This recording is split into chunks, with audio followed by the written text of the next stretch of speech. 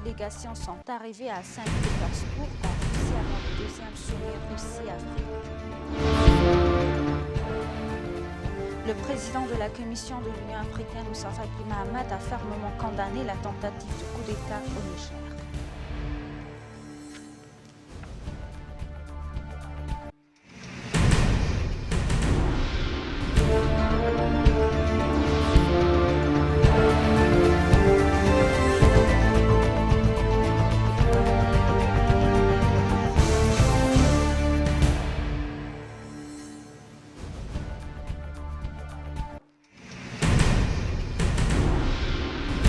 Bienvenue, chers téléspectateurs, c'est Aline Taibaro avec le journal du 27 juillet. Le Premier ministre Abiy Ahmed et sa délégation sont arrivés à Saint-Pétersbourg en Russie avant le deuxième sommet Russie-Afrique. Dans son arrivée, le président Poutine a réservé un accueil chaleureux et le Premier ministre Abiy a été acclamé pour son accueil chaleureux. Le Premier ministre et le président Poutine ont eu des discussions sur des questions bilatérales. Au cours des discussions, les deux dirigeants ont reconnu les relations de longue date historiques entre les deux pays et ont exprimé leur engagement à renforcer les liens commerciaux pour collaborer dans le domaine de l'agriculture et des industries manufacturières. Pour sa part, le président Poutine a déclaré « Je suis très heureux de vous accueillir tout à Saint-Pétersbourg et je voudrais dire que nous apprécions hautement les relations amicales de longue date entre la Russie et l'Éthiopie fondées sur les principes de respect mutuel et de la considération des intérêts de chacun. » Au cours de leur rencontre, les deux dirigeants ont rappelé que l'Éthiopie était le premier pays du continent africain avec lequel la Russie avait établi des relations diplomatiques, et cela il y a 125 ans. Le président Poutine a également exprimé sa gratitude au Premier ministre Abiy et sa délégation pour avoir accepté l'invitation à participer au deuxième sommet Russie-Afrique. De plus, à son arrivée à Saint-Pétersbourg, plus tôt dans la journée, le Premier ministre Abiy a déposé des fleurs au monument aux défenseurs héroïques de Leningrad en l'honneur des morts pendant la Seconde Guerre mondiale.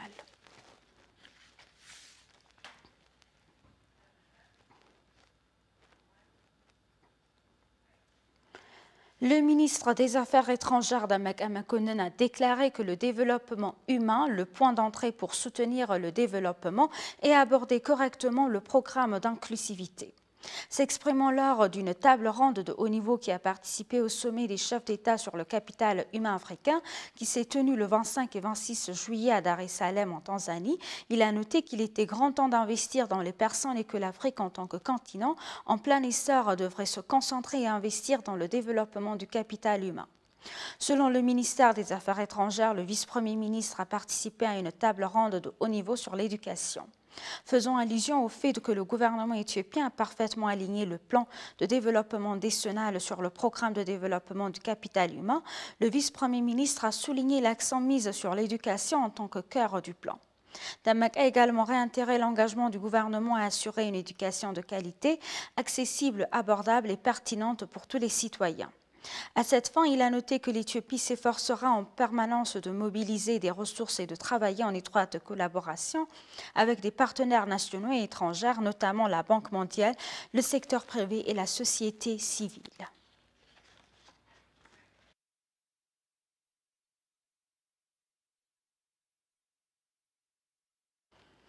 Le ministère des Finances a annoncé 60 millions de dollars pour le relèvement des zones touchées par le conflit. Le comité de pilotage du projet éthiopien de réponse au relèvement résilience pour les conflits affectés a approuvé un budget de 60 millions de dollars pour l'exercice éthiopien 2023-2024. Selon le ministère, le comité de pilotage a évalué la performance du projet au cours de l'exercice budgétaire éthiopien 2022-2023 et a discuté du plan de travail et du budget pour l'exercice éthiopien 2023-2024. Le comité de pilotage a convenu de la nécessité de renforcer la collaboration, d'assurer le dessaisement du fonds en temps opportun, de surveiller et d'évaluer les résultats du projet et de résoudre tout problème émergent lors de la mise en œuvre du projet, a déclaré le ministère des Finances. Le projet a été mis en œuvre dans 5 États régionaux d'Éthiopie touchés par le conflit, à Amara, Afar, Tigray, Benshangul-Gumuz et Oromia.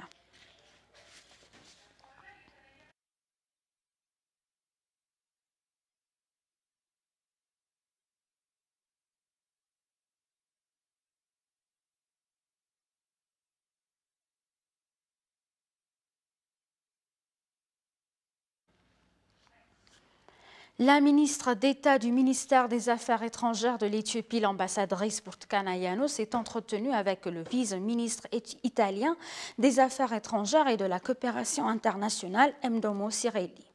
Au cours de la réunion, la ministre d'État et son homologue italienne ont discuté des moyens de renforcer les liens entre l'Éthiopie et l'Italie. Rappelant les récentes rencontres entre les premiers ministres Abiy Ahmed et Giorgia Meloni, la ministre d'État, l'ambassadrice Burtkana, a noté que la rencontre entre les dirigeants témoigne du fait que les relations diplomatiques de longue date entre l'Éthiopie et l'Italie sont portées à un niveau supérieur. La ministre d'État a déclaré que l'Éthiopie souhaitait accélérer davantage la coopération entre les deux pays sur les questions politiques, économiques, régionales, de défense et de renseignement d'intérêt mutuel. Le député FM Cirelli, pour sa part, a exprimé la volonté du gouvernement italien de travailler en étroite collaboration avec le gouvernement éthiopien pour renforcer davantage les liens dans les domaines de l'investissement, du commerce et de la coopération au développement. Ils ont également discuté de la coopération économique et de la paix dans la Corne de l'Afrique.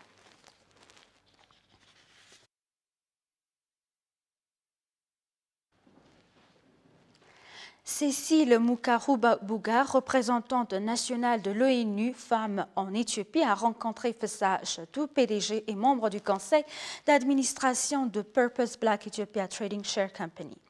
Au cours de la réunion, les deux parties ont discuté des domaines de partenariat possibles pour contribuer à l'autonomisation économique des femmes dans l'agriculture et l'agroalimentaire. Il est précisé que la discussion aboutit à l'identification de domaines d'efforts communs qui contribueraient à améliorer les moyens de subsistance des femmes et des hommes, et les deux ont convenu des mesures immédiates à prendre pour établir le partenariat. Cécile, représentante de l'ONU Femmes en Éthiopie, a déclaré qu'un partenariat concret est la prochaine étape, car le terrain d'entente et la motivation pour prendre des femmes en plus sont visibles. La représentante a insisté sur le fait que les femmes devaient être au centre de toutes les décisions. Une initiative appelée Purpose Black a été lancée en mai 2020 grâce à la coopération de plus de 130 experts.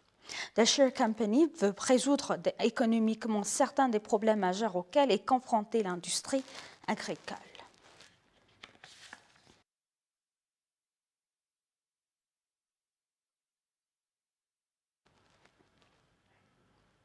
L'IGAD et l'Union africaine ont discuté de la situation actuelle au Soudan. Dr Warkna Gabayo, secrétaire général de l'autorité intergouvernementale pour le développement de l'Afrique de l'Est, et l'ambassadeur Bankole Adoye, commissaire aux affaires politiques, à la paix et à la sécurité de l'Union africaine, ont discuté de la situation actuelle au Soudan. Lors de la discussion sur Internet, les deux responsables ont échangé leur point de vue sur les efforts de paix en cours pour mettre fin au conflit au Soudan.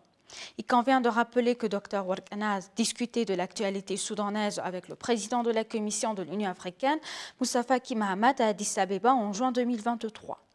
Les deux institutions ont indiqué qu'ils travaillaient ensemble pour apporter une paix durable au Soudan, parvenir à un accord de cessez-le-feu et aligner le Soudan sur le plan politique.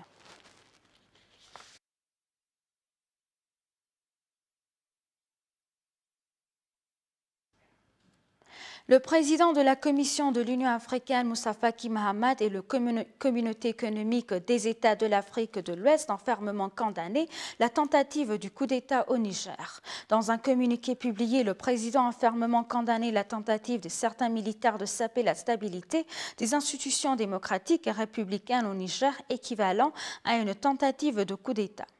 Il a noté que cela équivalait à une tentative de coup d'État. De telles actions de militaires agissant en totale trahison de leurs devoirs républicains sont inacceptables, a ajouté Moussa Faki Mahamat.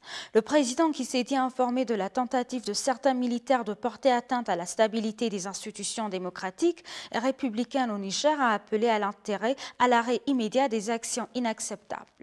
Il a enfin appelé le peuple nigérien, tous ses frères d'Afrique, notamment la CEDEAO et du monde entier, à unir leur voix pour condamner unanimement cette tentative de coup d'État et pour le retour immédiat et inconditionnel des soldats félons dans leur caserne.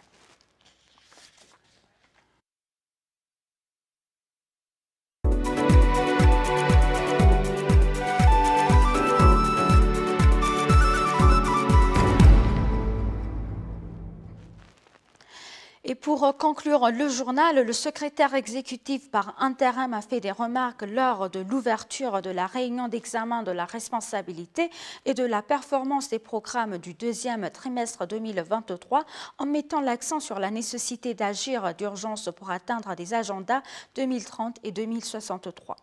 Il a également souligné la nécessité de réponses proactives et adaptatives dans un environnement mondial à mutation, appelant le personnel à répondre aux défis nouveaux et émergents par des projets innovants et créatifs.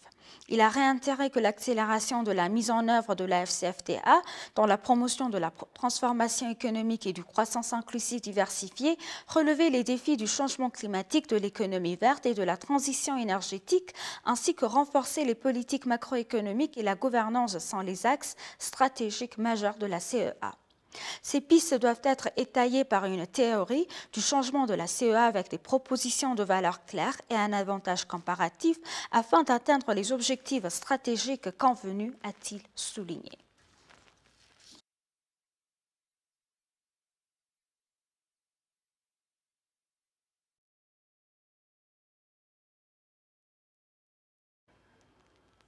Chers téléspectateurs, nous vous rappelons les titres principaux.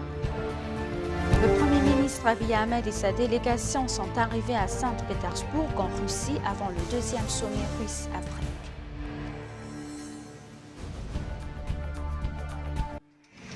Le président de la Commission de l'Union africaine, Moussa Faki Mahamat, a fermement condamné la tentative de coup d'État au Niger. Merci, chers téléspectateurs. C'est la fin du journal. C'était Aline Taibaro avec le journal. Restez avec nous avec le reste des programmes. Bonne journée.